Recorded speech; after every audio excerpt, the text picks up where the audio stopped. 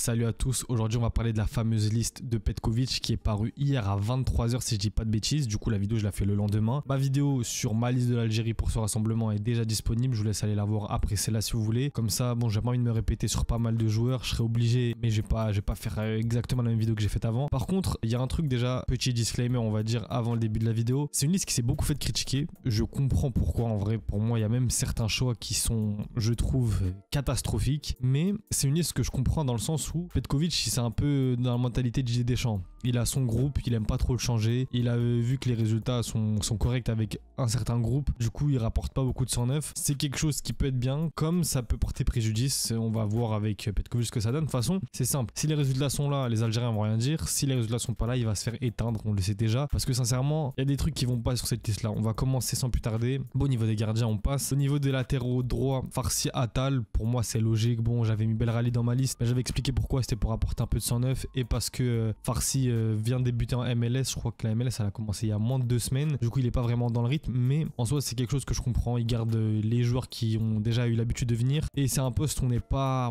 très, comment dire, on n'a pas d'assurance parce que ça soit Attal ou Farsi. Attal, on connaît les blessures et tout ça, même si quand il est à son prime, il est très bon, mais c'est rare. Et Farsi, on sait pas vraiment exactement ce qu'il va valoir au très haut niveau africain. Au niveau des latéraux gauche, il y a rien à dire. Au niveau des défenseurs centraux, là par contre, déjà pour moi, on est sur la première catastrophe de cette liste-là. Mandi, Touba, Madani, Ben Sebaini. Ok, logique en vrai. Comment, pour 2 défenseurs centraux, t'as pris 4 joueurs, sachant que on a, comme j'ai parlé juste avant du latéral droit, on n'a pas une assurance tout risque. On peut faire jouer Mandi à droite. Mandi à droite, personnellement, contre des petites équipes, même si en Afrique, il n'y a plus vraiment de petites équipes, il peut tenir la baraque. Mais contre des grosses équipes, bon là, on joue Botswana et Mozambique, ok. Mais contre des grosses équipes à la CAN, à qualification Coupe du Monde, ou tout simplement à la Coupe du Monde, Mandi à droite, tu le mets un latéral, un ailier de 22-23 ans qui est juste moyen en Europe, il le termine mais pendant 90 minutes. Comment, sur cette liste-là, c'était pour moi la liste parfaite pour justement ramener ce joueur-là.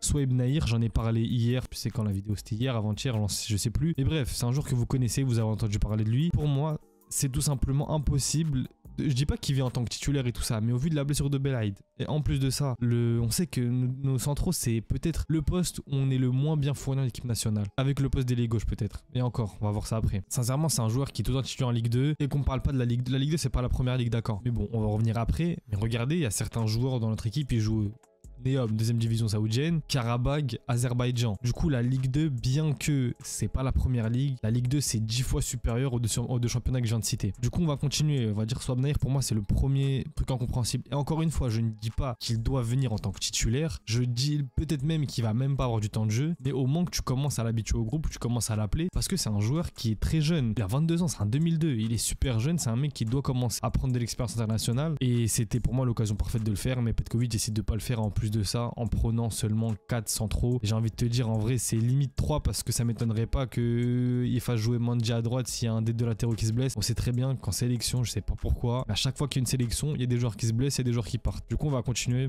Maintenant, moi je vous ai déjà dit, pour moi je comprends pas trop, mais bref. On continue au milieu de terrain. Benasser, logique. Kendoussi, logique. J'en ai parlé d'ailleurs, lui. Pour moi, c'est un choix logique parce que en vrai de vrai, sous Petkovic, il a été plutôt correct. Zorgan, pour moi Zorgan il mérite, je l'ai mis dans ma liste, mais la vérité c'est que ce mec là mérite aussi Yassine Chitraoui. Yassine Chitraoui, tout le temps titulaire, il vient de découvrir l'Europe cette année, c'est devenu un élément inamovible de Charleroi, le même club que Zorgan. Si le staff fait bien les choses, quand ils voient les matchs de Zorgan, ils doivent sûrement voir les matchs du Chitraoui aussi, on va pas me faire croire à l'inverse, mais ça par exemple c'est un choix que je comprends pas. Et justement Faré Chaibi est sélectionné. Faré Chaibi c'est un joueur que j'affectionne tout particulièrement, mais la vérité c'est que Chaibi cette saison c'est très mauvais. C'est très mauvais et je ne tape pas dessus juste pour taper dessus. Pour ceux qui suivent la chaîne depuis un moment, vous savez que Chaibi c'est l'un de mes joueurs préférés dans cette équipe nationale et c'est l'un des joueurs que je suivais le plus. Cette saison je le suis pas, faut dire la vérité. C'est un joueur que c'est l'un des joueurs de l'équipe nationale que je suis le plus. Et cette année, Faré Chaibi, force est de constater que c'est 27 matchs pour 2 buts seulement, aucune passe D, 1182 minutes de jeu. Il est même pas titulaire. On peut voir, il y a des matchs, il est même pas sélectionné. Il rentre 13 minutes, 9 minutes, 1 minute, 28 minutes, pas dans l'effectif 2 fois, sur le banc, pas dans le groupe, sur le banc. En Europa League, il joue, mais pareil, c'est 8 minutes par-ci, 5 minutes. Là, il a fait 84 minutes et son club a perdu. Bon, en coupe, il a joué, mais j'ai envie de te dire encore, là, il a joué une moitié de mi-temps, enfin une mi-temps contre Leipzig. Avec Petkovic, pour l'instant, il a fait un seul match, ça veut dire, sur Petkovic, j'ai plus le souvenir. Mais bref, Chaibi, en général, en équipe nationale, il a rarement déçu. Peut-être que c'est bien pour lui pour remettre la confiance, mais si on parle en méritocratie, si, Chitraoui mérite 10 fois plus qu'un Shaibi et Dieu sait à quel point c'est un joueur que j'aime bien. Du coup, on va continuer. Yacine Benzia, pareil, comme je disais tout à l'heure, Souvenir, il vient pas, tu ramènes un mec qui joue à Karabag. Karabag, avec tout le respect que j'ai pour Benzia, qui fait d'ailleurs une bonne saison en Azerbaïdjan. Voilà, faut le dire, c'est en Azerbaïdjan. 38 matchs, 9 buts, 9 passes D. C'est un joueur qui, en équipe nationale, hormis le premier rassemblement où il nous met un but digne de FIFA Street, il n'y a plus rien. Il n'y a plus rien, il n'y a plus de but, il n'y a plus de passes D. Et ok, il y a le contenu dans le jeu, tout ça, d'accord. Mais Benzia, désolé, hein, mais si je dois me contenter que du contenu dans le jeu d'un mec qui a 30 ans et qui joue en Azerbaïdjan, pardon, je préfère 10 fois ramener un jeune qui va prendre sa place, qui va engranger de l'expérience internationale et qui va par la suite devenir sûrement un D4 parce qu'avec Benzia, il n'y a pas de vision long terme. Et sincèrement, on va vraiment arriver avec Benzia en Coupe du Monde. Et si c'est le cas, j'espère que ce clip-là, il sera repris et que Benzia claque des triplés en Coupe du Monde. Mais la vérité, c'est que j'arrive pas à y croire une seule seconde. Ça, pareil, je comprends pas. En Azerbaïdjan, s'il joue en Liga, t'as un mec de 30 ans qui joue en Liga, c'est tout à fait normal. En Ligue 1, en Première Ligue, en Ligue 2, vas-y, parce qu'on n'a pas un vivier de fou par rapport à d'autres nations africaines. Mais là, t'es parti de chercher un mec en Azerbaïdjan. C'est pas pour faire no fitness, je sais pas quoi. Hein. Quand tu regardes l'équipe du Maroc, tu vois où les joueurs marocains jouent, tu vois l'âge des joueurs marocains, tu te dis que là, dans 3, 4 ans, 5 ans, ils vont nous mettre une de ces vitesses au niveau de l'équipe nationale, ça va être choquant. Parce qu'en tout cas, en termes de vivier de talent. Mais nous, on a des mecs jeunes, prometteurs, comme Nahir, là, comme on a parlé juste avant. Il y en a d'autres, des offensifs. Il y a pas mal de mecs en Algérie. Un offensif que je vais parler à la fin d'ailleurs. C'est choquant qu'il soit pas sélectionné. Mais nous, tu vas nous ramener un mec qui joue en Azerbaïdjan, qui a 30 ans. Je comprends pas, sincèrement. Bon, après, Boudaoui Abdelli, normal. Et là, on va passer à l'attaque. Youssef Belaïli, je reviendrai pas dessus.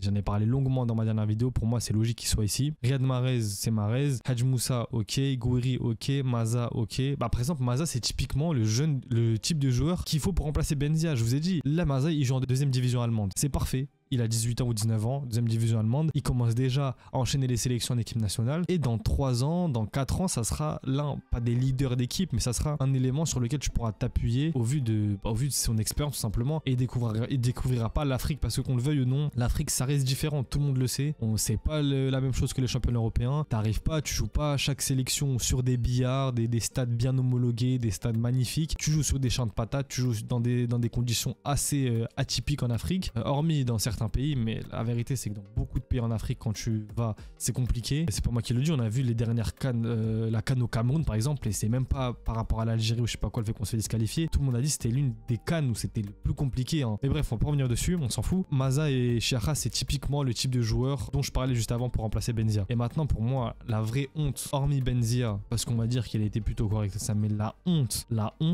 c'est Saïd Benrahma. Comment t'es une sélection qui te dit vouloir faire de grandes choses sur le continent africain à l'échelle internationale pour me ramener un mec qui a quitté l'Olympique Lyonnais, qui joue en première division française. Là, Lyon, ils sont combien qui jouent la Ligue Europa hein. Voilà, ils sont 6e en Ligue 1. Ils jouent la Ligue Europa. Ils vont jouer un 8e de finale contre Manchester United. Et t'as un mec qui décide de rejoindre la 2e division saoudienne, même si sa situation à Lyon était compliquée, qui rejoint un club de D2 s'il faut, mais D2 en Europe. Le mec, à 29 ans, il rejoint une D2 saoudienne, il te fait 7 matchs pour seulement un but et 2 passes D, et en plus de ça, tu trouves le moyen de le ramener en équipe nationale. C'est quel message que tu envoies aux jeunes et aux joueurs non sélectionnés? Et quand je parle de joueurs non sélectionnés, je pense tout d'abord à Adil Boulbina, qui a encore fait un très très bon match, c'était hier je crois contre Constantine, ouais c'était ça, avec un doublé si je dis pas de bêtises, bon là ils n'ont pas mis à jour. Boulbina, championnat local, sort une saison incroyable et tu montres une fois de plus que le championnat local, t'en as rien à faire. T'en as rien à faire et le seul joueur qui vient de championnat local, c'est Madani dans cette liste. Et c'est honteux. C'est honteux. T'as des mecs de D2 saoudienne qui passent devant le meilleur joueur de ton championnat local. Quel message t'envoie sincèrement? Sur cette liste, sincèrement, vous avez pu le comprendre, il y a 2-3 points qui me tracassent au plus haut point. Pour pas dire autre chose, parce que moi c'est vraiment les Benzia, et on va dire Benzia, j'espère sincèrement que Benzia est appelé par rapport à la blessure de Oussem Aouar. J'espère que c'est ça. Si c'est le cas, tranquille. Mais Benrahma, comment tu ramènes Benrahma et tu laisses Adil Boulbina sur la touche? Ça c'est incompréhensible, il n'y a pas de... Sincèrement, j'espère que les résultats seront là. On affronte le Botswana, le Mozambique, ouais c'est Tizi Ouzou, et le Botswana, bah, du coup je crois que c'est chez eux, si je dis pas de bêtises, on va voir ça tout de suite. Ouais, c'est au Botswana, bah, ouais, typiquement c'est ce genre de stade dont je parlais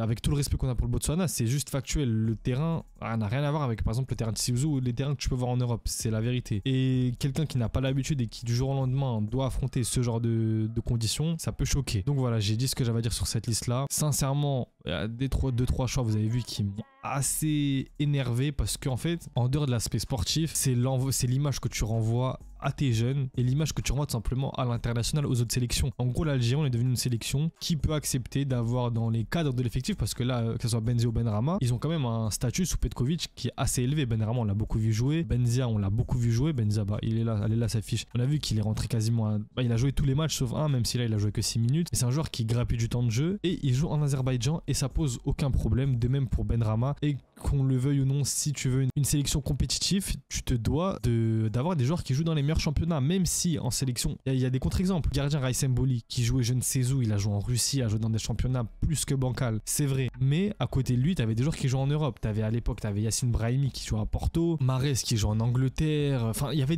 du monde autour de lui qui joue dans des grands clubs. Aujourd'hui, qui est-ce qui joue dans des grands clubs? On va dire Ryan Nouri qui joue à Wolverhampton, même si en Angleterre, c'est très compliqué pour eux. Young Boys, ça reste la D1 suisse, mais bof. Mandi à Lille, ok. Ben Sebaini à Dortmund. Benasser à Marseille. Et du coup, Gouiri aussi à Marseille. On va compter tout de suite. Ça fait 1, 2, 3, 4, 5, on va mettre 6 avec Angers et 7 avec Francfort et 8 avec Nice. Vraiment, quand je vous dis grand club, la preuve que je cherche pas Real Madrid, Barcelone ou je sais pas quoi. On a 8 joueurs sur une liste de combien? Je crois que c'est une liste de 26, si j'ai pas de bêtises. La flemme de compter, je vous mens pas. Mais 8 joueurs sur 26 qui jouent dans des top championnats. Sinon, on a de la Ligue 2. On a du championnat égyptien, bien que le championnat égyptien quand même ça reste un championnat en Afrique qui a un niveau assez élevé, c'est l'un des meilleurs championnats. On a de la D2 saoudienne, l'Azerbaïdjan, championnat tunisien. Ah, j'ai oublié Amora, on va dire 9 joueurs. Et à part ça, ouais, hormis en attaque, le reste c'est encore...